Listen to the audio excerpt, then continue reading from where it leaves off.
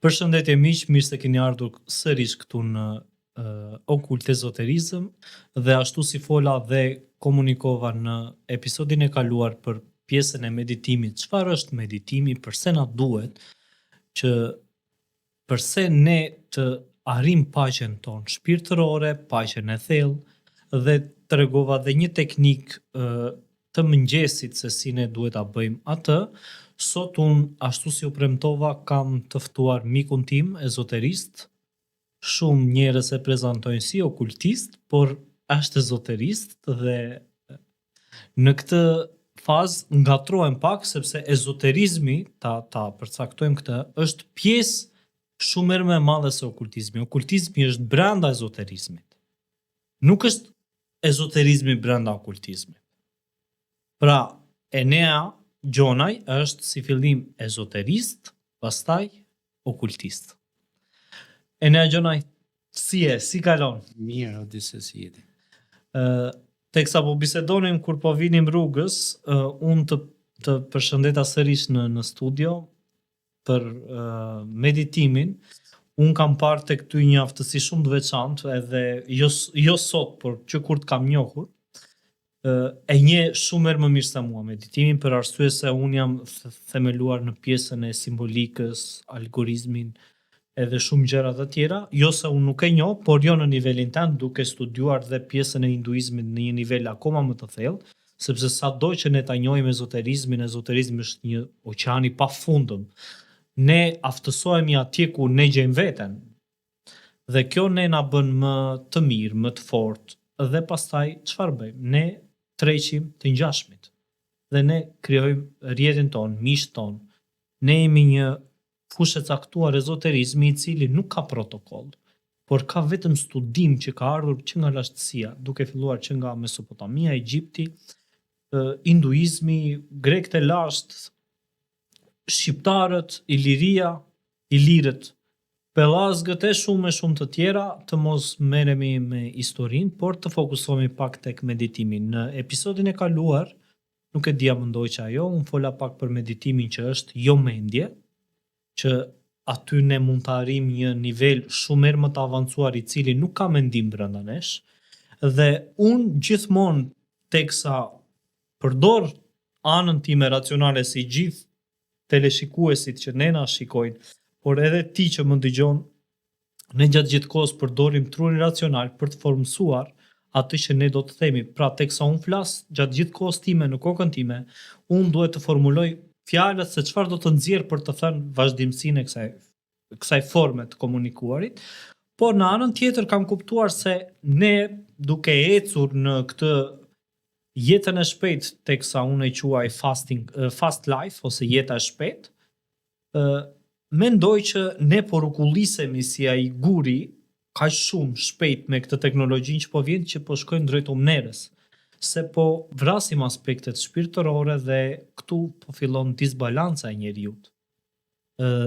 Në meditim, teksa përmenda në episodin e kaluar shumë teknika, çfarë është meditimi, pse na shërben, si mund neve ta gjejmë qetësinë, sepse një gjë shumë e bukur që un kam mësuar në ezoterizëm, kur ne bëjmë meditim, ne duhet kemi një vend ku do ta kryejmë këtë ritual ose këtë praktik.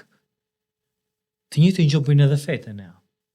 Që për shembull, nëse ne shkojmë në xhami, xhamia është gjithmonë aty dhe ai vend bëhet vetëm për X gjë, për ritualin, të ndihmon të përqendrohesh. Patjetër, këtë bën edhe kisha, këtë bën edhe sinagoga, këtë bëjnë shumë të gjitha fetë. Krijojnë vende. Po pse i krijojnë këto vende? Dhe duke studiuar nga ana tjetër, se ti e di që ezoterizmi është shumë i madh, duke studiuar dhe mekanikën kuantike dhe energjitë kinetike dhe elektromagnetizmin, që ne jemi burimi i elektromagneticitetit, dhe universi është gjithashtu energji dhe vibrim. Kam kuptuar që duke praktikuar në një vend një ritual, ky rituali që ne bëjmë si fetë, si unë, si ti, në një vend të caktuar, duke bërë për ti të njëjtën gjë, aty krijohet një fushë elektromagnetike me një vibrim të caktuar energjie. Që do të thotë, prandaj na ndodh që ne kur shkojmë në kishë apo në xhami ndihemi mirë, sepse atje është krijuar për shumë kohë të gjatë duke kryer rituale të shkrijuar ajo pjesa energjetike dhe ty të ndikon në aspektin e trupit mental, fizik, eterik. Dhe në teknikat e meditimit unë dua t'i prekim pak më shumë nga ana jote, por para se të futem atje dua t'i tregosh më shumë publikut, jo mua, se si ti e njohur me meditimin dhe çfarë ka ndikuar meditimi te ty, çfarë të ka bërë meditimi ty, si të ka ndryshuar jetën. Në fillimet e tua, domethënë. Pastaj dalemi dhe tek atë që sot kemi fokus, teknikat. Atëre, në fillim më pëlqeu shumë dy tema që ti përmende. Përmende vibrimin, energjitë, nivelin kuantik, përmende dhe edhe pse nuk e shpreh direkt me fjalë, tempujt e caktuar që ka një konsekrim. Pra kjo lidhet me njëra tjetrën, sepse gjithçka mbat një energji të caktuar. Çdo fjalë që themi, çdo veprim që bëjmë, çdo formë që mendojmë vibron në një aspekt apo në një tjetër. Nëse flasim disa fjalë të caktuara, e konsekrojmë diçka. Para se të shkojmë ke kjo, meditimi është adogmatik, që do thotë për te çfarë do lloj dogme. Edhe yoga në formën origjinale të saj është për te çdo dogme, që do të thotë që ka qenë në gjitha ato kulturat e lashta që ti përmende, që njerëzit i kanë pasditur. Një arsye kryesore pse njerëzit i kishin, ishte sepse ishin më pranë në kontaktin me natyrën. Ka dhe një element të fshehur që me shumë mundësi ne do e themi njëherë tjetër, sepse njerëzit më përpara meditonin shumë dhe tani nuk meditojnë. Deri diku shumë shkrimet shenjta e japin këtë ide për jetëgjatësinë që kanë pasur njerëzit në atë kohë. Pra kishin shumë mundësi. Me kalimin e kohës, meditimi i transmetuar në perëndim ka marrë dhe një ngjyrë dogmatik, her pas here. Dogmatik që do të thotë është mbeshur me elemente kulturor ose religioz të ndryshëm, sepse zakonisht shkollat e jogës ose shkollat e meditimit, kur vinë në perëndim, vinë nga dy degë kryesore, ose degët e budizmit, ose degët e hinduizmit. Dhe në secilin nga këto degëzimi që vinë, ka një lloj mveshje religioze ose doktrinare brenda tyre. Prandaj ti mund të shohësh shpeshherë njerëz që debatojnë me njëri tjetrin se çfarë është apo nuk është meditimi. Mua personalisht është një person shumë i dashur për mua, që unë e quaj babate, në kuptimin e ngrohtësisë që më jep. Ai nuk e quan vetëm mësues shpirtëror, por që praktikisht është, dhe ky quhet Jiddu Krishnamurti. Se çfarë është efekti realisht benefiti meditimit? Meditimi ka 3 forma. Është forma aktive, forma pasive dhe forma e vëzhgimit. Pra ka meditim aktiv konkretisht një meditim në ecje në natyrë, ku ti bën një xhiro në natyrë dhe përqendrohesh vetëm tek jeshila e pemëve, ndërkohë ti po ecën. Ka meditim pasiv, ku ti thjesht je receptor, që ndihen situatën, pratyahara quhet në gjuhën sanskrite, dhe është meditimi tjetër pasiv që nuk je më aq në kuptimin absolut pasiv, po je thjesht në gjendje qetësie. Një element tjetër kryesor është një pikë përqendrimi, dharana. Kjo është një problematik që shfaqet pasaj ke meditimi, sepse kategorizohet në 2 forma. Forma adogmatike dhe forma religioze. Adogmatike do të thotë që duke qenë se mendja kërkon gjithkohës të mendoj, ti merr një pikë referimi, pra një dharana, një pikë referimi. Në formën adogmatike, ti përqendrohesh tek frymarrja për shemb. Që ca i quan tek maja e undës, ndërkohë ndjen në ritmin e frymarrjes, mund përqendrohesh ndërmjet vetullave, që korespondon në brendësi me syrin e tretë, mund të përqendrohesh tek zemra, ose mund të marrësh disa pika referimi. Kurse forma religjioze, ti përqendrohesh tek një element fetar, një simbol i omit, tek Buda, tek një arketip, tek Krishna, tek Jezusi, tek simboli i emrit Allahut, pra varet se çfarë ti merr si simbol. Të dyja kanë efektin e vet, që qetësojmë mendjen. Por njëra është më religjioze, tjetra është më vetë eksperiencë. Dhe një nga format më të drejta të meditimit nuk është siç e thon disa meditues që ti të mos mendosh. Mendja është gjithkohës aty. Sepse ndryshe fli gjumë. Fute gjumë ose merr ku dëgjon ai. Edhe aty është në një lloj forme. Edhe aty është. Po është pjesa e nën vetëdijshme që ti kalon në pjesën eksakt. E ëndrave, gjërave, se edhe ëndrat janë pjesa e asaj që ne mendojmë ose i kemi menduar më përpara. Dhe i shfaq nga konscienca, po i fillon dhe fillon edhe i zbulon. Xhidu Krishnamurti thotë, të vëzhgosh mendimin, por ti mos përfshihesh tek ato. Pra, mendimet të vinë, ti t'i shohësh, ti shohësh me syrin e mendjes, jo me syt tënd. Ti kuptosh dhe ti lesh të ikin, mos ndikohesh nga ato, mos ato të lëshojnë në rënjë, teksa vinë dhe të sjellin atë çoroditjen e themi ne që fillon edhe nuk je i fokusuar. Dhe përse kjo? Sepse njëjtë si në mjekësi, çdo simptom ti e vëzhgon fillimisht para se ta kurosh. Patjetër. Pra nëse ti nuk e vëzhgon çdo ndjesi që vjen, fillimisht ti thjesht e vëzhgon, se normalisht duke vëzhguar diçka fillon të kupton atë gjë. Atë që ka thënë edhe një nga shprehjet më të bukura që thoshte Newton, thotë që duke parë të dukshmen kuptojmë të padukshmen. Pra ne vëzhgojmë për të kuptuar proceset që ndodhin brenda. Po, fal që ndërpreva, po mu kujtua kështu kjo spontanisht. Shumë mirë, ndërhyrje të lezetshme. Meditimi ka një paradoks, si shumë gjëra në ekzistencë. Meditimi në vetvete është shumë i thjeshtë.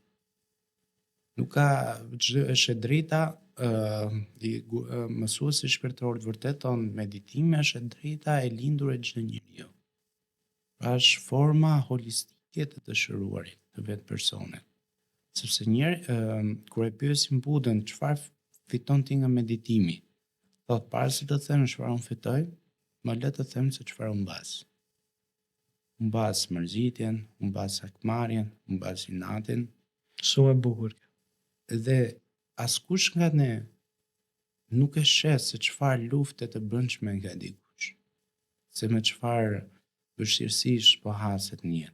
Edhe pse disa vështirësi janë shumë të lehta për t'u kapërcyer nga disa, për disa persona tjerë mund të jenë shumë vështira. Por ajo çfarë bën meditimi është që çdo person i jep një lloj buzëqeshje të brendshme.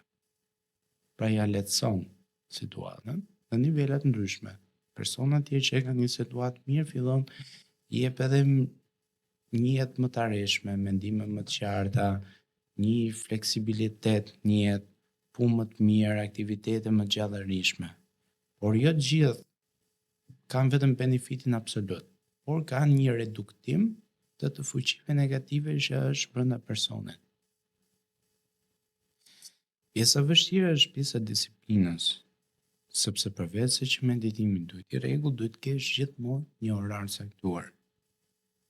Por në gjuhën e jogës quhet Brahma Muhurta, është rreth orës 4:03 të mëngjesit. Për shembull, muslimanët në atë kohë falin, kanë lutjen e mëngjesit, sabahun. Dhe përpos saj, mirë është edhe njërë në darkët meditimi. Pra, meditimi është në forma të ndryshme, që muslimanët për shembull e kanë lutjen. Kurse të krishterët e quajnë matins, pra mëngjeset, edhe lutjet e darkës. Sepse kërkon një formë reflektimi, një formë përqendrimi tek ajo gjë. E kuptoj Enea. Pjesa tjetër që unë dua të ndalem, teksa ti më shpjegove shumë mirë meditimin dhe për dëgjuesit edhe për shikuesit tan, që ke folur deri tani, unë dua të ndalem pak, më thënë, kur ti e ke futur meditimin në jetën tënde, se unë e di që ti mediton, bën praktika dhe shumë. Çfarë ke ndjerë se më përpara ne është ajo shprehje shumë e bukur, nga kaosi në rregull, ordo ab kaos. Që do të thotë, unë njoh shumë njerëz personalisht që nuk bëjnë meditim dhe kur i kanë ftuar të bëjnë meditim, ndodh diçka që sa i mbyllin syt, ju duket sikur do të çmenden, sikur kanë mendime abstrakte, nuk ndjehen mirë me veten, s'mbushen dot me frym. Pse ndodh kjo? Kjo ndodh për shkak të jetës së shpejtë dhe mënyrës se si ne jemi përpunuar nga shoqëria e sotme. Dhe kjo e ul shumë nivelin shpirtëror tek njeriu. Një shembull që un kam vënë është fermeri ose fshatari me një qytetar. Po ti kesh vënë në një tavolinë, për shembull, një fshatar ose një fermer me një qytetar, do të kuptosh që fermeri flet shumë herë më pak se sa qytetari, sepse qytetari jeton në një proces të nocionit fast life për ditë dhe do është mësuar të dërdëllisë edhe kot, kupton? Vetëm të dërdëllisë, do të vetëm të flasë, sepse kështu është qytetari, do vetëm të merret me angazhimin e mjetit të komunikimit gjatë gjithë kohës. Ndërsa një fshatar duke mos e bërë këtë, shumicën e kohës i ka më të pakta fjalët dhe po ka më të madhe qetësinë nga brenda. Ne që jetojmë në qytet ose në këto qytetet e mëdha, siç është Tirana, por edhe ata që jetojnë nëpër botë, në Milano, Gjermani, në shumë vende të tjera, po ti kesh vënë re kanë atë pjesën që duan të flasin. Një nga eksperimentet që un kam lexuar në meditim është të rish 7 ditë pa folur. Shumica do të çmendeshin sepse kanë shumë të vështirë të rinë 7 ditë pa komunikim. Unë nuk e kam problem këtë pjesë, sepse tashmë unë punoj me këtë, përpunoj prej vitesh që të komunikoj në një lloj tjetër forme, në atë jo të dukshme. Dhe të kthehem atje ku e nisa, kur ti e fute në jetën tënde, sepse meditimi nuk është ashtu si unë e kam thënë dhe në fillim, nuk është diçka që ne duhet ta detyrojmë veten ta bëjmë. Nëse ne detyrojmë veten ta bëjmë, ne jemi duke bërë një trëndafil të çel para kohe, i bie ta shkatrojmë atë. Veten në këtë rast.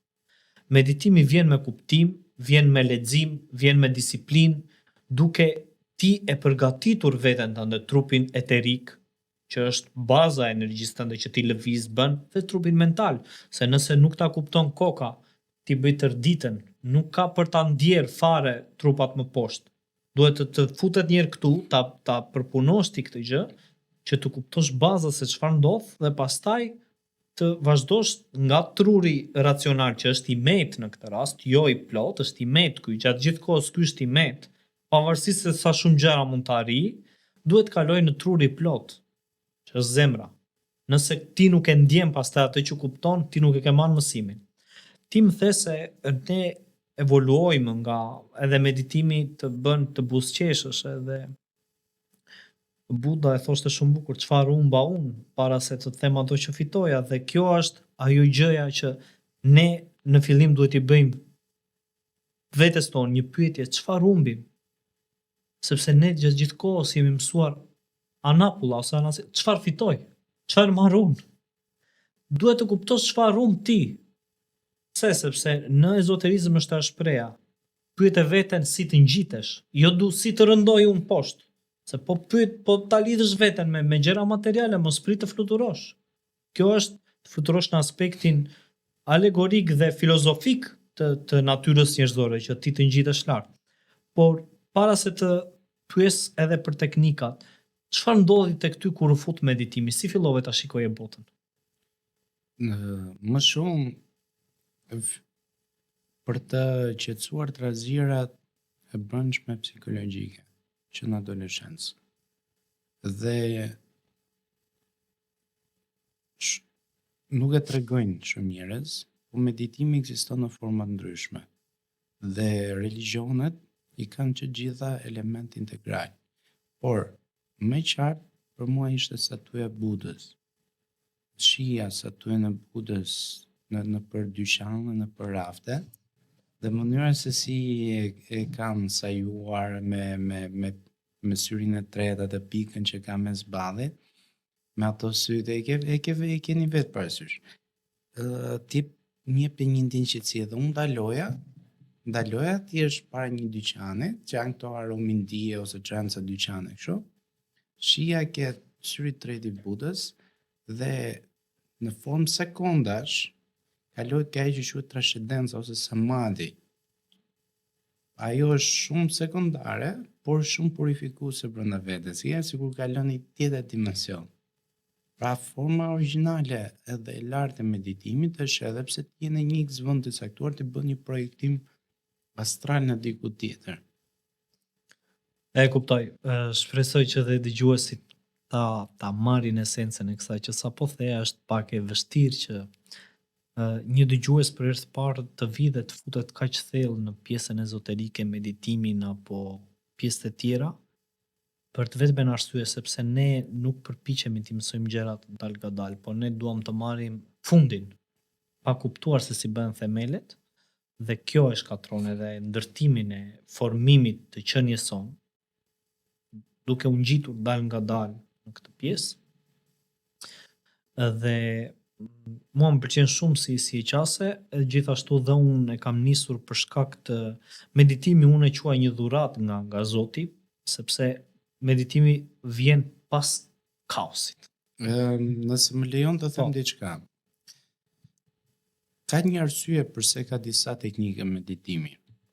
Sepse ti flet shpesh për elementet ujë, ajër, zjarr, tokë. Eter. Secila nga këto ka një cilësi të vetëm. Dhe çdo qenë njerëzore është një kombinim i ndërthurur në përqindje të ndryshme të këtyre elementeve. Patjetër. Ka njerëz që janë si elementi i tokës, janë më të qetë. Ka njerëz të tjerë që janë më element zjarr, janë më aktiv. Zakonisht në horoskop është Luani ky, pak egoist në natyrën e tij.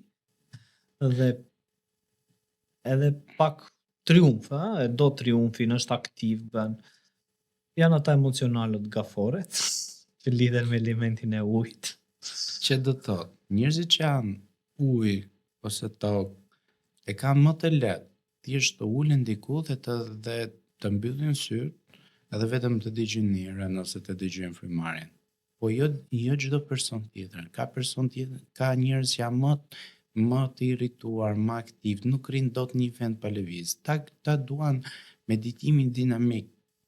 Pra meditimin lëvizje nëpërmjet një sporti. Të ecin, të bëjnë, të vrapojnë.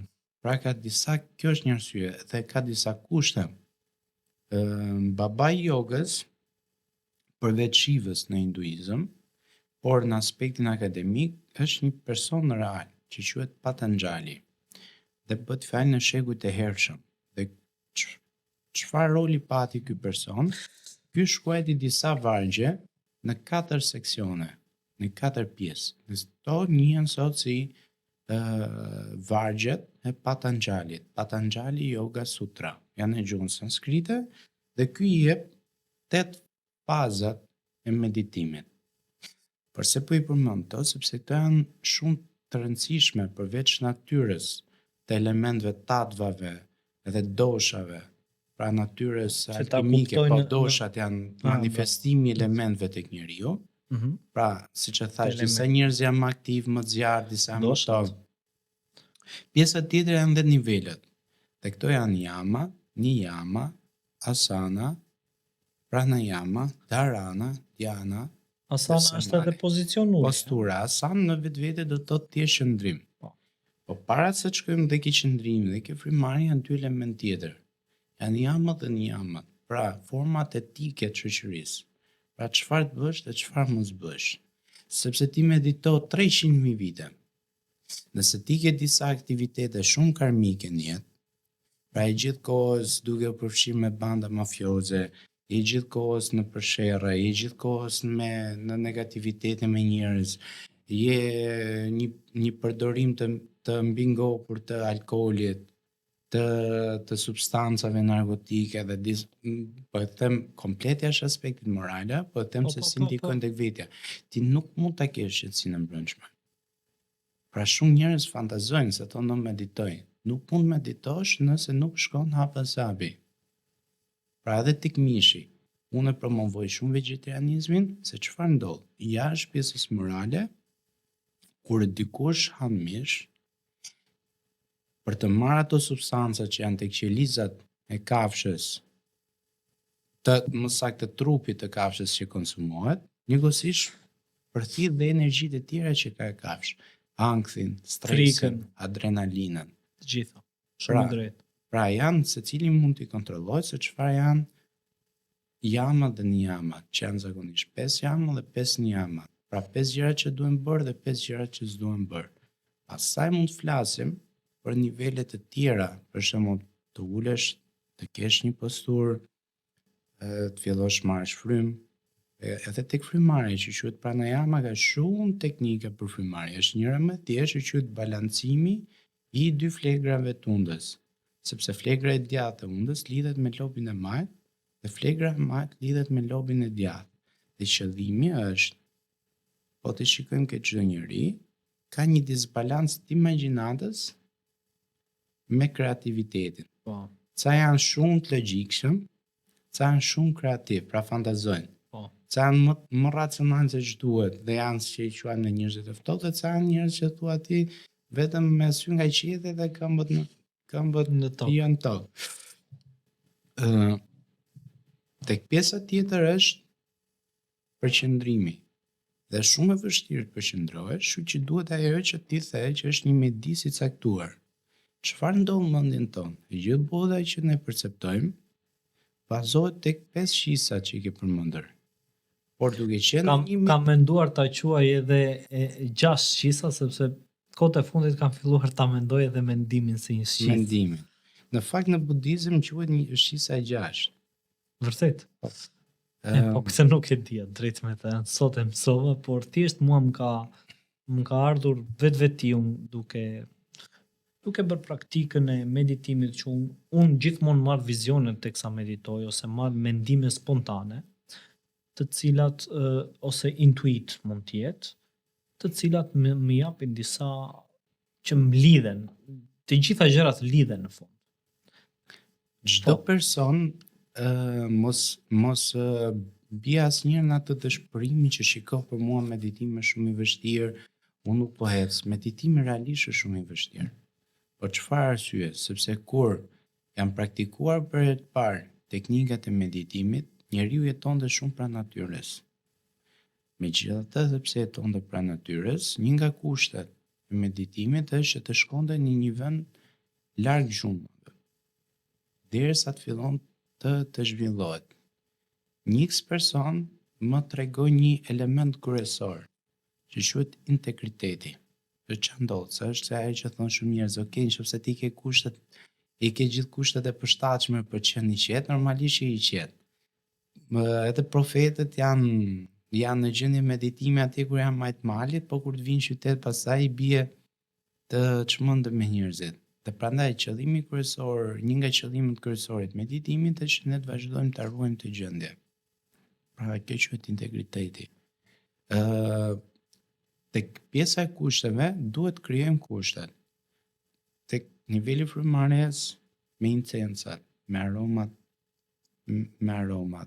me lulet tek shikimi ose më saktë format e gjeometrisë shenjtë që ne na qetësojnë, sepse ne kemi shumë shqetësime mendore, sepse kur dalim në qytet është plot me kaos vizual. Në subkonsciencën tonë të mbledhen, pra një formë mantalat, jantrat, po siç kemi pasur në shkëlqymat popullore janë shumë qetësuese për mendjen, ose figurat, pikturat e bukura dashur pa dashur atë në qetësojnë. Nuk është vetëm të bësh ti shumë gjëra, mjafton të krijosh mjedisin e përshtatshëm. Muzika, një nga format është nada yoga, pra forma e muzikës. Krijimi kushteve të duhura që ti automatikisht pastaj të kalosh në atë që njihet si gjendje meditimi. E kuptoj. Mirë, duke i afruar fundit dal nga dal, unë dua të ndalemi edhe pak tek teknikat e meditimit. kush janë disa nga teknikat e meditimit dhe si bëhen, për shembull këto më popullore ose si ta nisim ne në fillim këtë gjë, ose dikush që do të bëj meditim. Zakonisht unë sugjeroj është një nga te melodia ose muzika që ti the, është një frekuenca 936 Hz, e cila është njohur si frekuenca e Zotit ose universit. Dhe kjo ty të ndihmon që të rritësh valët e trurit nga beta në alfa, që është afër gjumit, domethënë, dhe kalon në atë e ngjashme me ndjesinë e nirvanës, ndjesinë më të madhe që mund të marrë individi nga meditimi. Unë do doja që Enea të ndaje disa nga teknikat që ti vërtet mendon se ata që ne na shohin ose që janë të interesuar të provojnë qetësinë shpirtërore. Unë kam një shprehje gjithmonë ngre dorën dhe them paqe shpirtërore, e cila do të tregoj që 5 elementet e tua duhet të vënë në harmoni për të arritur paqen. Dhe kjo do të përsëritet gjatë gjithë kohës deri sa ti të kalosh stadet e rimëshërimit tënd deri te moksha, ku ajo të arri nivelin e fundit që do shkoj, po kjo është temë tjetër. Dua të ndalem pak te teknikat. Çfarë teknika do të sugjeroje ti për dëgjuesit edhe për ata që ne na ndjekin të dy? Tani tek sugjerimi ka dy sugjerime. Sugjerimi i përgjithshëm që unë do jepja vipassanën ose siç e njohin mindfulness. Dhe është teknika thjesht 10 minuta. Bot kuptimi domethënë. Bot kuptimi, thjesht të rish 10 minuta. Dhe le të vi mendimet dhe ti vetëm përshëndro tek fryma. Te fryma që merr. E sugjeron dhe psikologët, por kjo të shoqërohet me numërimin. Për shembull, marr një frymë, brenda vetes tënde thua 1. Marr dytën 2 dhe e nxjerr. Zakonisht në frymarrjen që mos deformohet novulla, forma e dur e frymarrjes merret frymë unë dhe nxirret nëpërmjet gojës, pavarësisht pasaj se ka dhe teknika ndryshme kur merret edhe frymë me gojë. Pastaj bëhet shkon deri në 10, pastaj bëhet procesi tjetër. Unë fillon 10, 9, e kthen mbrapsht. Në çastin që ti shpërqendrohesh, pra mendimet bëhen shumë intense që i friksojnë njerëzit dhe lënë, se kujtojnë se dështojnë. Sëmendja është shumë e fuqishme, se në përgjithësisht identifikimi i jonë si qenie është me mendjen tonë. Por në fakt është një realiteti është diçka racionale, domethënë. Po se kemi racionale nuk është më realiteti. Në fakt, ajo që jemi në të vërtetë që nuk kuptohet lehtësisht, është pjesa më e pandryshueshme tek ne. Pa ajo koshjenca e njohur ndryshe, por në fakt është shpirti jonë. Dhe shpirti jonë ka koshjencën e vet. Por derisa të arrijmë në atë bot kuptim, duhet jemi të vetëdijshëm që ne nuk kemi njëjtë siç nuk kemi trupin, njëjtë siç nuk kemi emocionin. Pse nuk kemi emocionin? Se emocionet ndryshojnë. Patjetër. Tani e kështu pastaj e kështu. Atëherë çfarë je? Je ajo pjesë që je afatgjat, që je e përjetshme. Gjithë e njohin Oshën. Një arsye pse unë vlerësoj Oshën tek një punë që ai ka bërë, është ka qenë i pari që ka përkthyer 112 teknikat e meditimit të njohura si Bhairava Tantra. Dhe janë 112 teknika. Por forma më e thjeshtë, më e bukur, sepse në vetvete meditimi element kryesor ka përqendrimin. Nëse ti ke masterizuar një element, ti mund të kalosh tek një element tjetër. Një teknik tjetër e bukur e meditimit është që ne na flasin në shoqëria na sulmon. Dhe kur duke na sulmuar shpesh shoqëria fillojmë mendojmë dhe keq për veten. Dhe kur mendojmë keq për veten, fillon psikosomatika. Nga mendorja ti fillon të materializon tek pjesa fizike keq shëndetin. Dhe një nga format e mendimit është të folurit mirë vetes edhe shoqërisë. Për shembull, unë jam mirë, unë jam i lumtur, unë e dua veten. Autosuggestion. Po. Unë unë jam i shëndetshëm. Pastaj tek një afër, e kalojmë këtë formë mendimi dhe kjo quhet meta, teknika meta meditim, pa meta meditation. pastaj kalon tek një afërm, një familjar, një shok, për shembull Odiseja është mirë, Odiseja është shëndetshëm dhe fillon dhe uron dhe ti çliron një energji pozitive në univers, në eter, në akash dhe fillon të transmetohet. Edhe kjo krijon një vorbull pozitive, ndryshe nga vorbullat negative.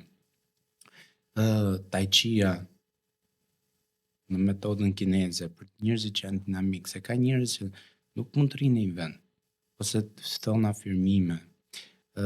Mantrat, ka mantra do të teknikat me mantra.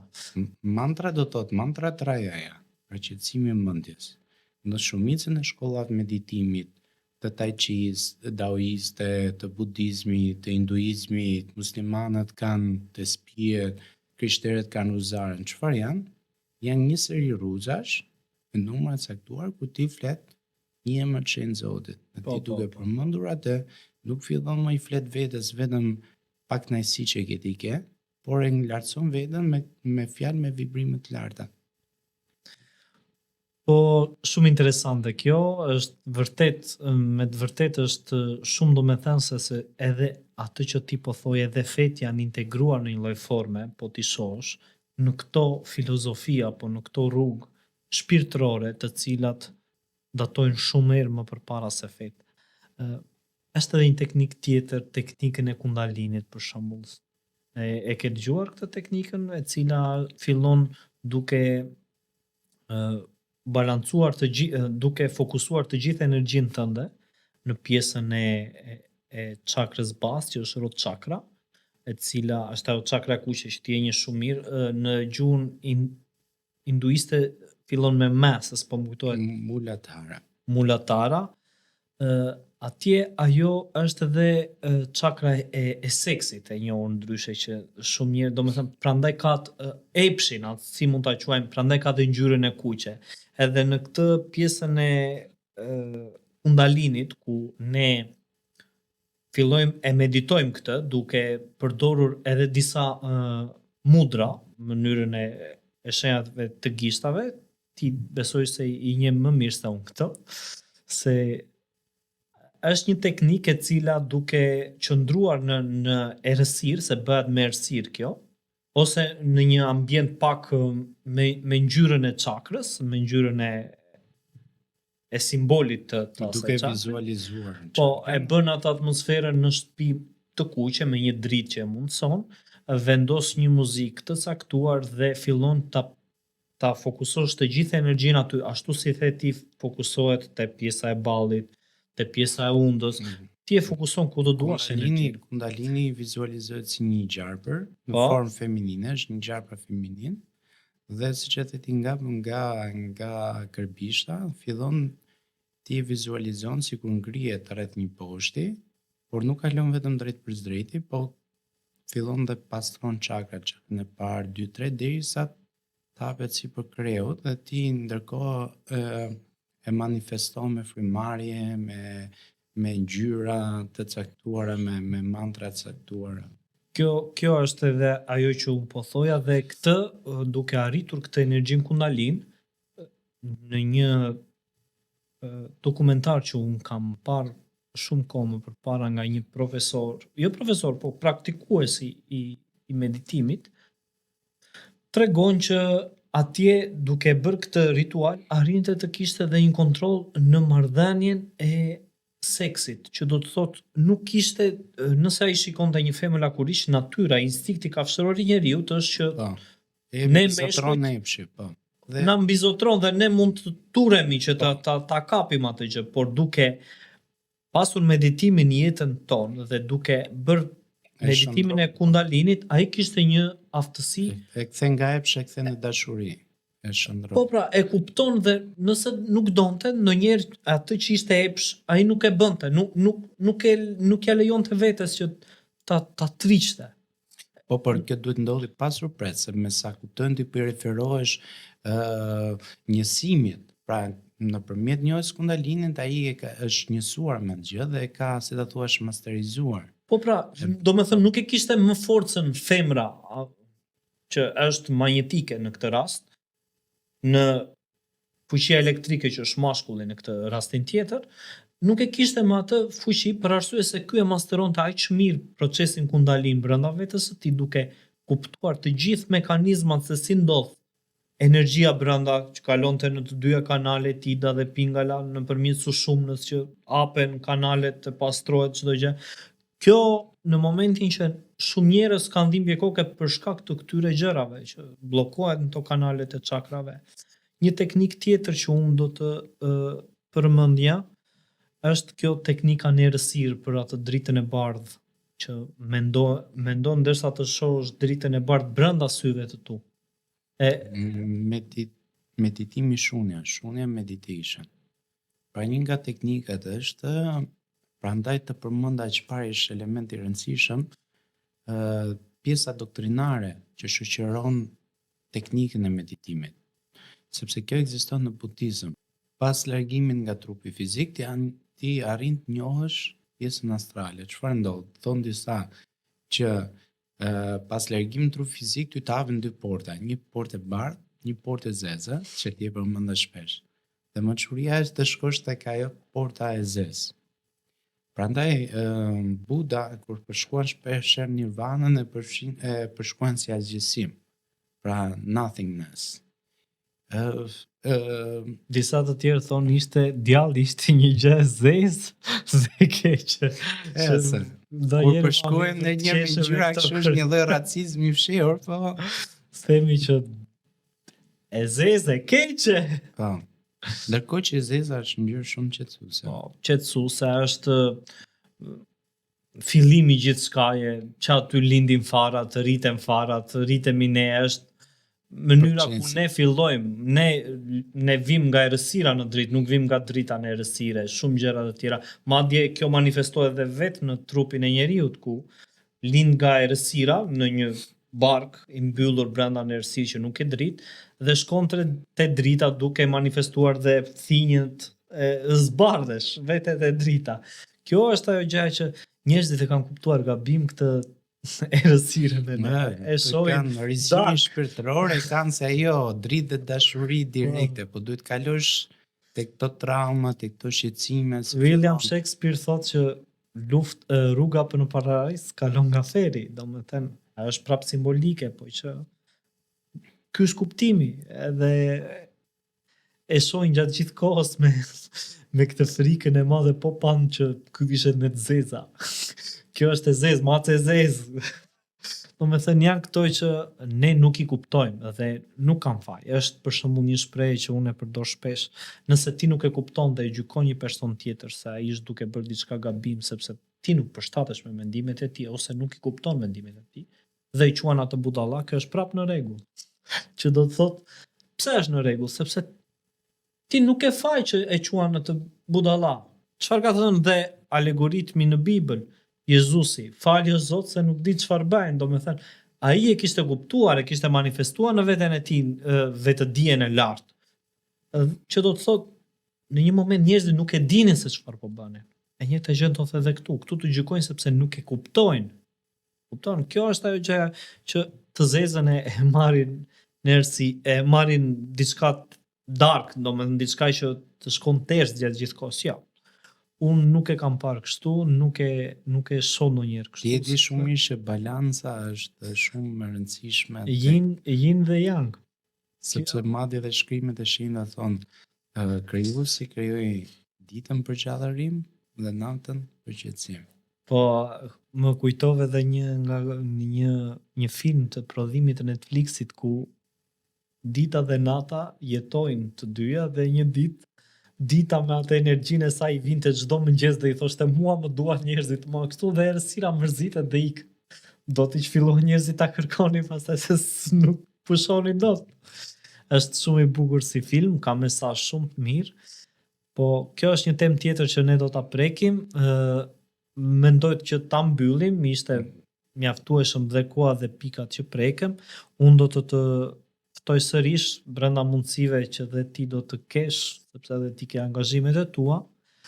Shumë shpejt në Shqipëri hapet Akademia e parë ezoterike, ku unë jam aty bashkë me Enean, ku ne do të kemi një mundësi për të dhënë më shumë informacion më të detajuar rreth ezoterizmit. Çfarë është ezoterizmi në thelb, shkollat e ezoterizmit, degët e pafundme të ezoterizmit, ku ju do të keni mundësinë të eksploroni botën shpirtërore në nivele shumë të larta, gjë që nuk e keni parë fare këtu në Shqipëri, por kur them fare, çfarë keni parë deri tani, mësuesët e jogës, mësuesët e meditimit, apo mësues të tjerë të cilët pretendojnë që kanë aftësitë mbi natyrshme, apo ata që nxjerrin demonin, zjarë uja ajër, çaj ata të tjerët që janë për të qeshur drejt me thënë, më vjen keq që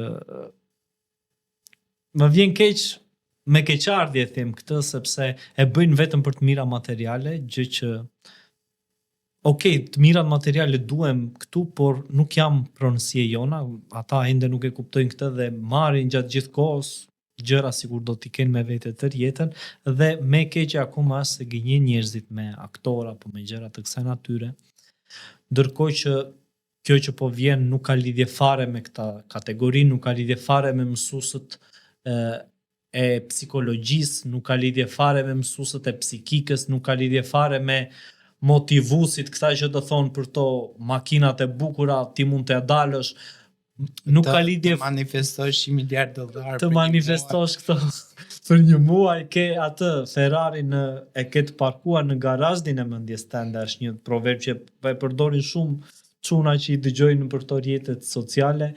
Këta mentorët e tjerë që dalin e flasin vetëm për suksesin dhe të mira materiale, sepse kjo është arritja më e madhe që njeriu ka.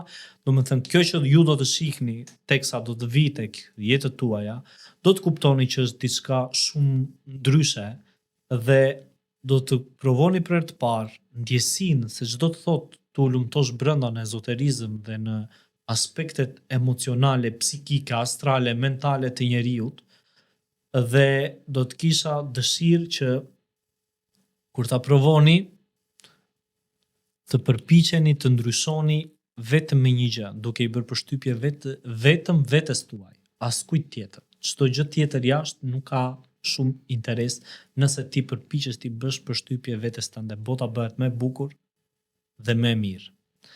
Deri videon e radhës që unë do të kem të ftuarin e radhës, një kolegun dhe mikun tim tjetër fizioterapist, ku do të prekim pjesët mbi anatominë okulte të njeriut dhe vendet se ku ndodhet stresi dhe ankthi që do t'i trajtojmë akoma më me detaj. Ju përshëndes dhe ju uroj të mira, duke ju falenderuar që jeni pjesë e imja. Mos harroni t'i bëni subscribe channelit ton Okult në YouTube, të vizitoni gazetën okult.org dhe të më ndiqni mua tek faqja Ezoterizëm në Instagram. Gjithashtu, atje kemi dhe një grup falas ku unë dhe Nea publikojmë materiale her pas here, ku ju mund të angazhoheni mbi çdo gjë që keni. Gjëra të mira po vinë, duroni, sepse durimi është fuqi. Mirupafshim.